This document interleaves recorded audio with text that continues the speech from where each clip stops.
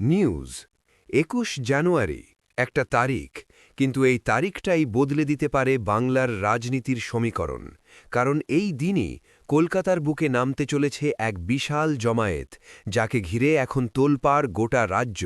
হ্যাঁ, আমরা কথা বলছি ২১ জানুয়ারি চলো কলকাতা কর্মসূচি নিয়ে, যে ডাক ইতিমধ্যেই আগুন ছড়িয়েছে জেলায় জেলায়, গ্রামে গ্রামে, পাড়ায় পাড়ায়।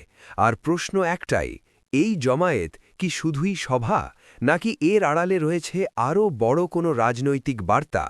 সূত্র বলছে ২১ জানুয়ারির এই কর্মসূচি মোটেও সাধারণ নয়, কারণ এই জমায়েতের মাধ্যমে একসঙ্গে রাস্তায় নামতে চলেছে হাজার হাজার মানুষ, যাদের দাবি, ক্ষোভ আর প্রতিবাদ বহুদিন ধরে চেপে রাখা ছিল। আর সেই জমে থাকা আগুনই এবার ফেটে পড়তে চলেছে কলকাতার রাজপথে। শাসক থেকে বিরোধী সবাই এখন একটাই প্রশ্নে আতঙ্কিত, এই জমায়েতের আসল উদ্দেশ্য কি? এটা কি শক্তি প্রদর্শন, নাকি আগামী দিনের রাজনীতির ইঙ্গিত? রাজনৈতিক মহলের দাবি ২১ জানুয়ারি কলকাতা কার্যত পরিণত হতে চলেছে পাওয়ার শোয়ের ময়দানে। কারণ শুধু সমর্থক নয়, নেতৃত্বের উপস্থিতিও হতে পারে চমকপ্রদ, আর সেই সম্ভাবনাতেই বাড়ছে উত্তেজনা।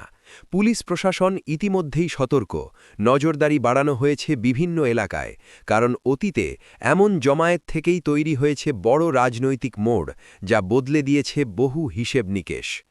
সবচেয়ে বড় প্রশ্ন, এই চলো কলকাতা ডাক কি আগামী ভোটের আগে বড় কোনো বার্তা দিতে চলেছে, নাকি এটা শুধুই জনরোষের বহিঃপ্রকাশ?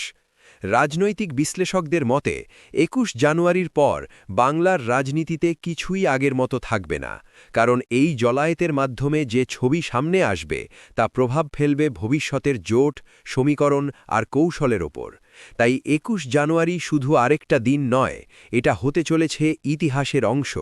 কলকাতার রাস্তায় কি ঘটে, কারা নামে, কি বার্তা যায় সাধারণ মানুষের কাছে, সবকিছুই নির্ধারণ করবে আগামী দিনের রাজনীতি।